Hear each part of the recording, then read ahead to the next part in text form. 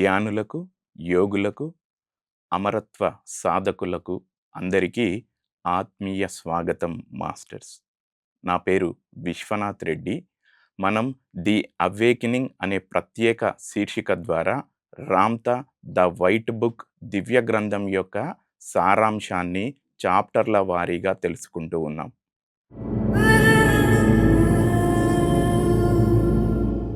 The Ramtha white book English పుస్తకాన్ని తెలుగులోనికి అనువదించటానికి మూల కారకులైనటువంటి పత్రిజీ గారిని మనం స్మరిస్తూ, ఈ పుస్తకాన్ని తెలుగులో అనువదించినటువంటి శ్రీ పిజి రామ్మోహన్ రావుని కూడా మనం స్మరిస్తూ ఉన్నాం. గత ఎపిసోడ్స్లో మనం చూసాం సువర్ణ అధ్యాయము, నేను రామ్తాను, నా సైనికులుగా మీరున్నప్పుడు, దైవపు ఉనికి. ఈ చాప్టర్లలో రామ్తా గారు మనకు జ్ఞానాన్ని అందించారు. నువ్వే దైవమని, అమరత్వాన్ని నువ్వు సృష్టించుకోవటం సులువని, 120 రోజుల పాటు రామ్తా 35,000 సంవత్సరాల క్రితం ఈ అమరత్వ జ్ఞానాన్ని రామ్తా సైనికులైనటువంటి మనందరికీ బోధించడం జరిగింది ఇండస్ నదీ పరివాహక ప్రాంతాల్లో. ఈరోజు మనం ఇంకో చాప్టర్ని తెలుసుకోబోతూ ఉన్నాం, ప్రజ్ఞ విజ్ఞానం. మనం విన్నాం మాస్టర్స్ ఇదివరకే ప్రజ్ఞానం బ్రహ్మ అనేసి. ఈ శరీరధారిగా ఉన్నటువంటి మనిషే అనంత చైతన్య స్వరూపుడిగా మారవచ్చు అనేసి ఆ ప్రజ్ఞానం బ్రహ్మ యొక్క తాత్పర్యం. అయితే ఈ ప్రజ్ఞా విజ్ఞానంలో రామ్తా మనందరికీ బోధన చేస్తూ ఉన్నారు. నువ్వు ఏ విధంగా దైవానివి అవుతావు? సృష్టి సిద్ధాంతం ఏంటి? మనం అనేక సందర్భాల్లో విన్నాం మనిషే దైవం అనేసి. మనిషి దైవం అవ్వటానికి కొన్ని ఉదాహరణలతో, కొన్ని లక్ష్యాలతో, కొన్ని పదాలలో ఆ దైవాన్ని మనం అర్థం చేసుకునే ప్రయత్నం చేస్తాం. నిర్గుణుడు అయినటువంటి దైవాన్ని, నిరాకారుడు అయినటువంటి దైవాన్ని వాస్తవంగా అర్థం చేసుకోవటం అసంభవం. కానీ కొంతమంది మహానుభావులు ఏం చేశారండి, కొన్ని పదాల రూపంలో, కొంత జ్ఞాన రూపంలో మానవాళికి దైవం అంటే ఏంటో చెప్పే ప్రయత్నం చేశారు. నువ్వు దైవంగా ఏ విధంగా రూపాంతరం అవ్వాలో, మనిషిగా ఉన్నటువంటి నువ్వు దైవంగా రూపాంతరం అవ్వటానికి ఏం చేయాలి? దైవం అనేవాడు సృష్టిస్తూ ఉంటాడు. మనిషి దైవంగా రూపాంతరం అవ్వాలి అంటే మనిషి కూడా సృష్టించే విద్యను తెలుసుకోవాలి. ఆ సృష్టి సిద్ధాంతం ఏంటి? నువ్వు సృష్టికర్తగా ఎలా రూపాంతరం అవ్వాలో రామ్తా మనకు బోధిస్తూ ఉన్నారు. శరీరంగా నువ్వున్నావు, ఆత్మ శరీరాన్ని ధరించింది. నీ చుట్టూ కాంతి క్షేత్రం ఏదైతే ఉంటుందో, ఆరా అని దేన్నైతే మనం అనుకుంటూ ఉంటామో దానిని రామ్తా జ్ఞానంలో స్పిరిట్ అని మనం సంబోధన చేస్తాం. అలాగే మన తలలో సబ్‌కాన్షియస్‌గా స్థిరమైనటువంటి తండ్రి, మూల చైతన్యం ఏదైతే ఉంటుందో ప్రతి ఒక్కరిలో సబ్‌కాన్షియస్ మైండ్‌లో ఉంటుంది ఆ తండ్రి యొక్క స్థానం. ముందుగా ప్రతి ఒక్కరూ నేను అంటే శరీరం అని, నేను అంటే ఆత్మ అని, నేను అంటే స్పిరిట్ అని, నేను అంటే సబ్‌కాన్షియస్‌లో స్థిరమైన తండ్రి అని, ఈ 4 అంశాలు కలిపితే నువ్వవుతావు అన్నది మౌలికంగా, ప్రాథమికంగా అవగాహన కలిగి ఉండాలి. ఖచ్చితంగా నువ్వు నీ శరీరానివే. నీ శరీరానికి బాధ్యత ఉంది, బంధాలున్నాయి, పేరుంది, మొబైల్ ఉంది, ఆధార్ నంబర్ ఉంది, ఆస్తిపాస్తులు ఉన్నాయి. ఈ శరీరాన్ని ఆత్మ ఎంతో గొప్ప సంకల్పాలతో, ఎంతో విశ్వాసంతో తాను పెట్టుకున్న అనుభవాలన్నీ ఆ పర్టిక్యులర్ శరీరం ద్వారానే నిజం చేసుకోవచ్చు అని ఎంపిక చేసుకోవడం జరుగుతుంది. ఆత్మ లేని శరీరం ఏమీ చేయలేదు. శరీరం లేని ఆత్మ ఏమీ చేయలేదు. ఈ భూతలం మీద ప్రతి ఒక్కరి ప్రాథమిక అవగాహన శరీరానికి ఆత్మ ఎంతో, ఆత్మకు శరీరం అంతే. ఆధ్యాత్మికతలో నీకు పట్టు దొరకాలి అన్నా, అభివృద్ధి వైపు నువ్వు నడవాలి అన్నా, నీ ఆత్మ వైపు నీ ప్రయాణం నువ్వు చేయాలి. అంతరంగం వైపు నీ ప్రయాణం నువ్వు చేయాలి. ఎలా చేయాలి? అనేక మాధ్యమాల ద్వారా, అనేక ప్రవచనాల ద్వారా, అనేక సత్సంగాల ద్వారా ఆత్మ అన్నది ఒకటి ఉంటుందని మనం వింటూ వచ్చాం. రామ్‌త జ్ఞానంలో మనకు పూర్తిగా అర్థమవుతుంది. ఆత్మను ఎట్లా పట్టుకోవాలి? ఆత్మ జ్ఞానం ఏంటి? ఆత్మను ఎలా ప్రసన్నం చేసుకోవాలి? ఆత్మ వాణి ఎలా వినాలి అనేసి.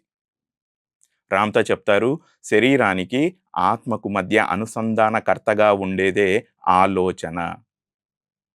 ఆలోచనలే దైవం అంటాడు రామ్‌త. ఆత్మ పెట్టుకున్న అనుభవాలన్నీ శరీరం ద్వారా అది నిజం చేసుకుంటుంది. ఈ శరీరం ఈ 3 పరిధుల భౌతిక తలంలో ఉంటూ ఉంది. ఇంద్రియాల ద్వారా జ్ఞానాన్ని అన్నింటినీ శరీరధారి ఆత్మకు అందిస్తూ ఉంటాడు. శరీరము, ఆత్మ మధ్య ఏ ఆలోచన అయితే ఉంటుందో, ఆ ఆలోచన సవరణ ద్వారా నువ్వు దైవత్వ స్థితిని అందుకోవచ్చు అంటాడు రామ్‌త. ఆలోచన సంస్కరణలు జరగాలి. తద్వారా నువ్వు మనిషిగా ఉన్నటువంటి నువ్వు దైవత్వ స్థితిని అందుకుంటావు. ఈ క్రమంలో ఆలోచన మన శరీరంలో ఏం చేస్తుంది? శరీరంగా మనమున్నాం. ఆలోచన మన మెదడులో మొదలవుతుంది. శరీరం అవతల చైతన్యంగా ఉంటుంది. అనంత చైతన్యంగా ఉన్నటువంటి దానిని మన మెదడులోకి ప్రవేశం ఆ తరంగాలు జరగగానే ఆలోచనగా అది రూపుదిద్దుకుంటుంది. ఈ క్రమంలో శరీరానికి అర్థమయ్యే విధంగా రసాయనాల భాషగా ఆ ఆలోచన రూపాంతరం అవుతుంది. మనిషి ఎటువంటి ఆలోచన చేసినా అది శరీరానికి అర్థమయ్యే రసాయనాలుగా మార్చేదే పిట్యూటరీ గ్రంథి. ఈ పిట్యూటరీ గ్రంథి నువ్వు చేసే ఆలోచనని రసాయనంగా మార్చిన తర్వాత ఆ బాధ్యత పీనియల్ గ్రంథి తీసుకోవడం జరుగుతుంది. పీనియల్ గ్రంథి ఆ రసాయనాన్ని కేంద్ర నాడీ మండల వ్యవస్థ ద్వారా శరీరంలోని ప్రతి కణానికి అందించటం జరుగుతుంది. శరీరం అవతల అదే ఆలోచన ఏదైతే రసాయనంగా మార్చారో, ఏదైతే ప్రతి కణానికి అందించడం జరిగిందో, శరీరం అవతల తరంగాల రూపంలో విశ్వంలోనికి నువ్వే ప్రవేశపెడుతూ ఉన్నావు. నీ చుట్టూ కాంతి క్షేత్రంగా పిలువబడే ఆరా ఏదైతే ఉంటుందో, దానిని మనం ఇక్కడ స్పిరిట్ అని అనుకుంటూ ఉన్నాం. ఈ కాంతి క్షేత్రము లేదా స్పిరిట్ తరంగాల రూపంలో నీ ఆలోచనని దైవ మానసం దేన్నైతే మనం ఆకాశిక్ రికార్డ్స్ అంటామో, దేన్నైతే రామ్‌తా విజ్డమ్‌లో మైండ్ ఆఫ్ గాడ్ అని అంటున్నామో, దేన్నైతే మనందరికీ అర్థం అవ్వటానికి విశ్వ గ్రంథాలయము అనే దాంతో నేనిక్కడ పోలుస్తూ ఉన్నా. ఆ గ్రంథాలయంలో విశ్వానికి సంబంధించి సమస్త సమాచారము ఉంటుంది. సాధకుడు ఆరోగ్యం అని ఒకటి సంకల్పం చేసుకున్నాడు. ఆరోగ్యం అన్నది ఆలోచనగా తన మదిలో ఆలోచనలు చేయటం మొదలుపెట్టాడు. ఆరోగ్యం తాలూకా రసాయనాలు శరీరమంతా ప్రతి కణంలోకి పంపిస్తూ ఉన్నాడు. పిట్యూటరీ గ్రంథి, పీనియల్ గ్రంథి మాధ్యమాల ద్వారా. ఈ తరంగాలు ఆరోగ్యం తాలూకా తరంగాలు శరీరం అవతల ఆకాశిక్ రికార్డ్స్ లేదా మైండ్ ఆఫ్ గాడ్ లేదా క్వాంటమ్ ఫీల్డ్‌గా కూడా దాన్ని మనం అభివర్ణించవచ్చు. ఆ విశ్వ గ్రంథాలయంలో నువ్వు ఆరోగ్యంగా ఉండటానికి అవసరమైనటువంటి సమస్త సమాచారాన్ని తిరిగి నీ దగ్గరికి నువ్వే ఆకర్షిస్తావు. ఎందుకంటే నీలో విద్యుత్ ప్రవహిస్తూ ఉంటుంది. అయస్కాంత శక్తి, గురుత్వాకర్షణ శక్తి కూడా ఉంది.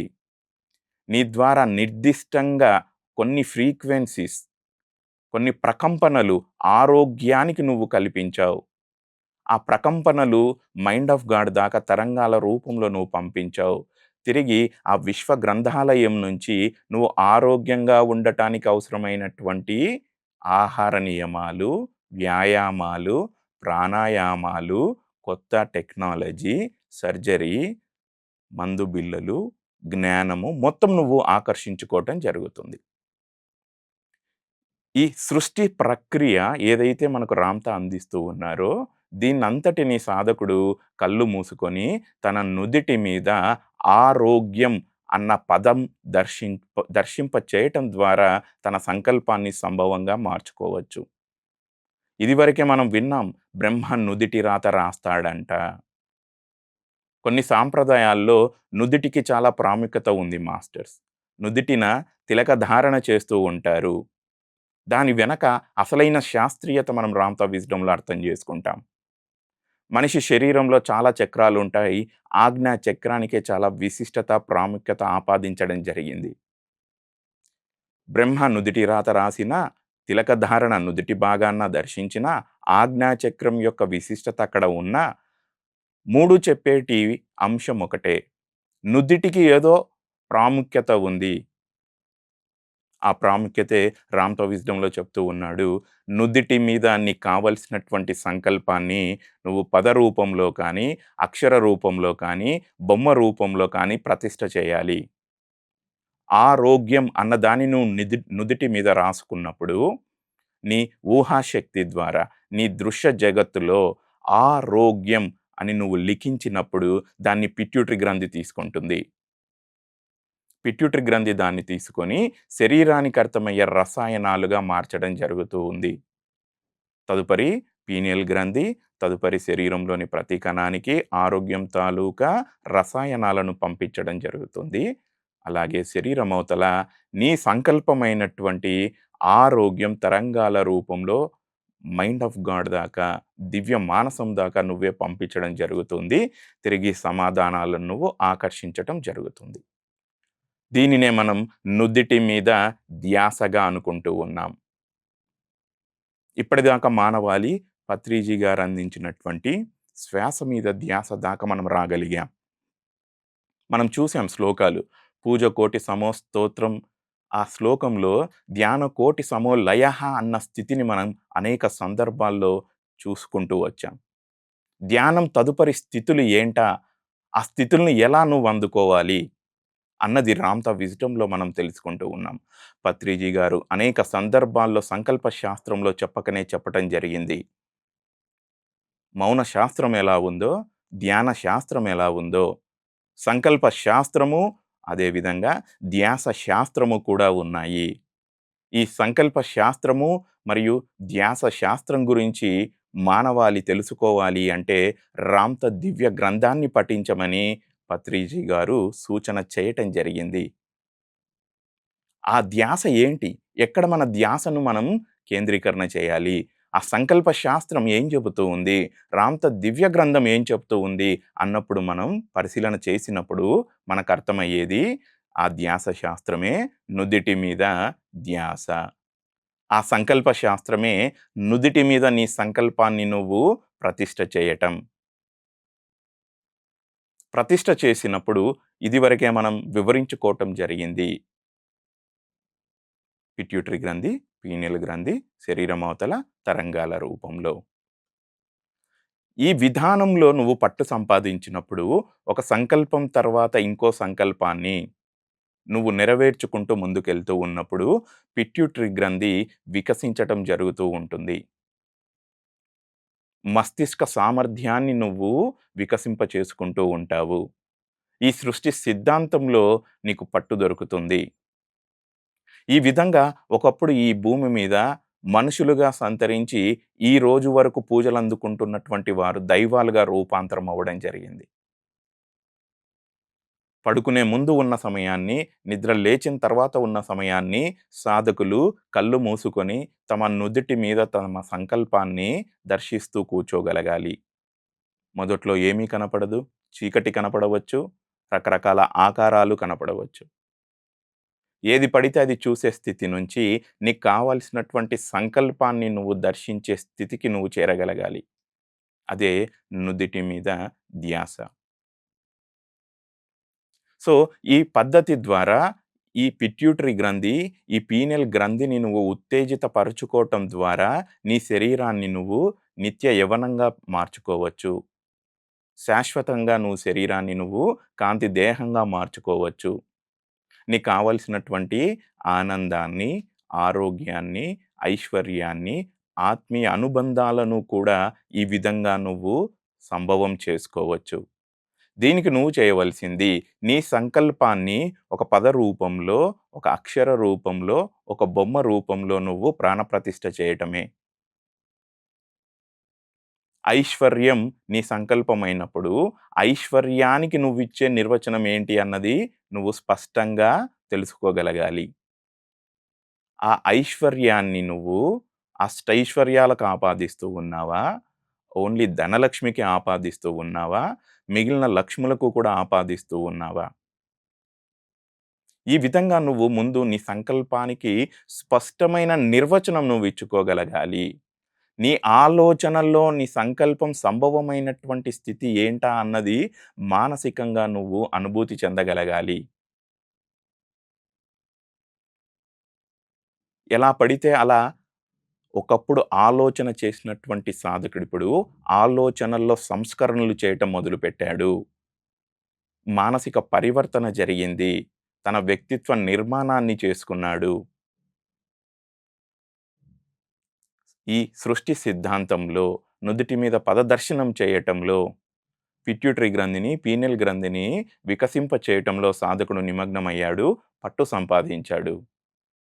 ఈ నుదిటి మీద ధ్యాసలో పట్టు సంపాదించి తాను సృష్టికర్త అని, తనకు కావాల్సిన సంకల్పాలు తానే సంభవం చేసుకుంటున్నాడు అని, దైవత్వ స్థితిలోకి వెళ్తున్నానని ఎరుకలోకి రాగలుగుతూ ఉన్నాడు. బాగా పరిశీలన చేయవలసినటువంటి అవసరం ఎంతైనా ఉంది మాస్టర్స్. అందుకే పత్రి గారు చెప్పారు, ధ్యాన తదుపరి స్థితుల గురించి మీకు అర్థం కావాలి అంటే, రామ్‌త దివ్య గ్రంథాన్ని మీరందరూ పఠించవలసిన అవసరం ఎంతైనా ఉంది. దాన్ని అధ్యయనం చేస్తూ, దాన్ని అవగాహన చేసుకుంటూ, ఆ జ్ఞానంలో ఉన్న దాన్ని నిజ జీవితంలో ఆచరించవలసిందిగా అనేక సందర్భాల్లో పత్రి గారు సూచనలు చేయటం జరిగింది. ఈ విధంగా ఈ నుదిటి మీద ధ్యాస సాధన పద్ధతి ద్వారా నువ్వు నీలోని దైవత్వాన్ని, నీలోని సృష్టికర్తను నువ్వు తట్టి లేపటం జరుగుతూ ఉంది.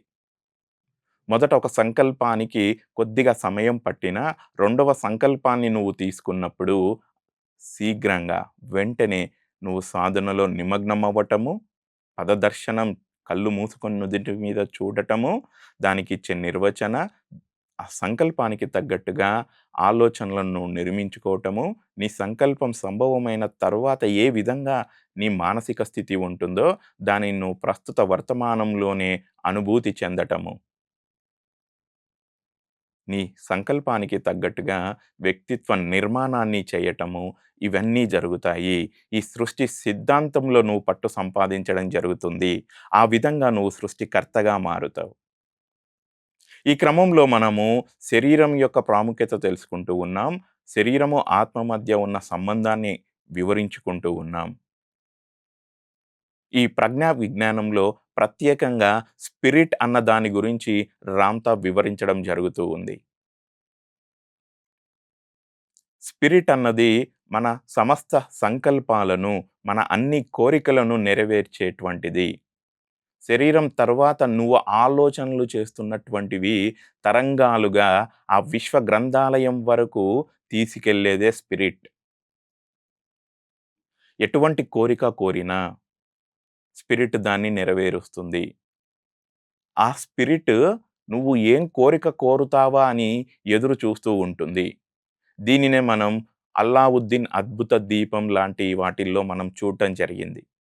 అల్లావుద్దీన్ ఒక దీపాన్ని రాయగానే ఒక గొప్ప కాంతి జీవి బయటికి రావడం జరుగుతుంది. దాన్ని అల్లావుద్దీన్ జీనీగా పిలవటం మనం చూసాం. చాలామంది ఒకప్పుడు ఇంత వివరణాత్మకంగా, ఇంత జ్ఞానంగా దాన్ని తెలియనప్పుడు జీనీని భూతంగా అభివర్ణించటం మనం చూసాం. వాస్తవంగా భూతం అన్నది ఏదీ లేదు. ఒకవేళ భూతం ఉంటే మనిషిని భయపెట్టాలి కానీ, ఆ జీనీ అల్లావుద్దీన్‌ని మాస్టర్ మీ కోరికలేంటో చెప్పండి అని అల్లావుద్దీన్ వెనకాల పడటం మనం చూసాం. ఆ విధంగా మీకు ఒక కాంతి జీవి, దానినే మీ స్పిరిట్‌గా మనం అభివర్ణించుకోవాలి. అలా సృష్టిలో ప్రతి వస్తువు చుట్టూ, ప్రతి వ్యక్తి చుట్టూ ఉన్నటువంటి కాంతి క్షేత్రం ఏదైతే ఉంటుందో అది మీ స్పిరిట్, మీ జీనీ. ఇప్పుడు ఈ ఆత్మ వైపు కానీ, ఈ శరీరంతో కానీ, ఆ స్పిరిట్‌తో కానీ ఎలా సంభాషణ చేయాలి? చాలా సింపుల్ మాస్టర్స్. ఇంట్లో ఉన్న వారితో మనం ఏ విధంగా మనం రోజువారీ వాడుక భాషలో ఎలా మాట్లాడుతామో, ఆ భాషలోనే నువ్వు నా శరీరాన్ని నేను ప్రేమించుకుంటున్నాను, నా శరీరాన్ని నేను గౌరవించుకుంటున్నాను, నా శరీరాన్ని నేను అభిషేకించుకుంటున్నాను అని స్మరిస్తూ ఉండు. ప్రాంత జ్ఞానం ద్వారా ఆత్మ యొక్క గొప్పదనాన్ని తెలుసుకున్నాను. ఆత్మ ఎన్నో అనుభవాలను నిజం చేసుకోవటానికి ఒక శరీరాన్ని ఎంచుకుంటుందని, ఆ విశ్వాసాన్ని నేను నిలబెడతానని, దీన్నే ఆత్మ జ్ఞానం అంటారు అని నువ్వు ఆత్మను నిరంతరం స్మరిస్తూ ఉండు. ఇంట్లో ఉన్న వ్యక్తులతో ఎలా మాట్లాడతావో, నీ శరీరంతో, నీ ఆత్మతో, నీ స్పిరిట్‌తో కూడా ఆ విధంగానే నువ్వు సంభాషణలు చేయగలగాలి. నీకు కావాల్సిన సంకల్పం ఎటువంటిదైనా సరే, ఆ స్పిరిట్‌కి నువ్వు ప్రసన్నం చేసుకొని, "ఓ నా స్పిరిట్, నీ గురించి రాంత జ్ఞానంలో నేను విన్నాను. నాకు ఆరోగ్య సమస్యలున్నాయి. ఈ అనారోగ్యతను నువ్వు పూర్తిగా తొలగించాలి. నిండు మనసుతో నువ్వు ఆ స్పిరిట్‌ని ప్రసన్నం చేసుకొని, నీ సంకల్పాన్ని ఆ స్పిరిట్‌కి అందజెయి. అనుబంధాల మధ్య అలజడి ఉంది. ఈ అలజడిని నేను అధిగమించాలి. స్పిరిట్‌ను నువ్వు ప్రసన్నం చేసుకొని, నా అనుబంధాల మధ్య ఆత్మీయతను చేకూర్చేలాగా చూడు. నువ్వు ఈ ప్రయత్నాన్ని మొదలుపెట్టి చూడు." అలాగే ఐశ్వర్యానికి సంబంధించి ఆర్థిక ఇబ్బందులతో ఇంకో రకమైన సాధకుడు ఉన్నాడనుకుందాం. స్పిరిట్‌ని నువ్వు ప్రసన్నం చేసుకొని, సంపద సృష్టి చేయటానికి అవసరమైనటువంటి యోగ్యతను, అర్హతను, జ్ఞానాన్ని నాకందించు అని నువ్వు స్పిరిట్‌ని ప్రసన్నం చేసుకో. ఈ ఆలోచనతో నువ్వున్నప్పుడు అదే సంకల్పానికి సంబంధించిన రసాయనాలను నువ్వు విడుదల చేస్తావు. అనుగుణంగా పిట్యూటరీ గ్రంథి, పీనియల్ గ్రంథి విచ్చుకోవటం మొదలుపెడతాయి. ఆ సంపద సృష్టి చేయాలి అన్న తరంగాలను నువ్వు శరీరం అవతలకి పంపిస్తావు. ఆ స్పిరిట్ నువ్వు సంపద సృష్టి చేయటానికి అవసరమైనటువంటి వ్యక్తులను, సమాచారాన్ని, వ్యవస్థలను నీ దగ్గరికి పంపించడం జరుగుతుంది. దీనంతటిని నువ్వు ఒక పద రూపంలో ప్రాణప్రతిష్ఠ జేసుకోవాలి. దాన్ని నుదిటి మీద దర్శిస్తూ కూర్చోవాలి. దీనినే మనం నుదిటి మీద ధ్యాస అని అనుకుంటాం. Thank you masters. మనం ఇంకో ఎపిసోడ్‌లో మళ్ళీ కలుసుకుందాం.